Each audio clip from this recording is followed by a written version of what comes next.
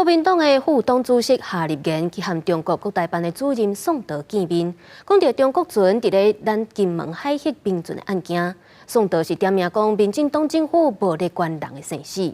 夏立言就搁应讲，伊会监督民进党政府来处理这件代志。因咱的行政院长陈建仁是表示，夏立言这款回应无适当，政府绝对是支持咱的海巡依法执法。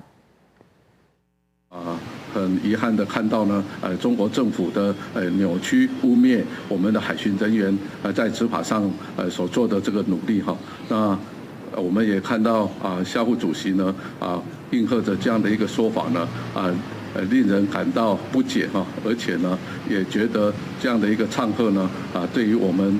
海巡人员的执法呢相当的不公平哈。我也在这里觉得这件事确实是夏副主席的讲法并不适宜哈。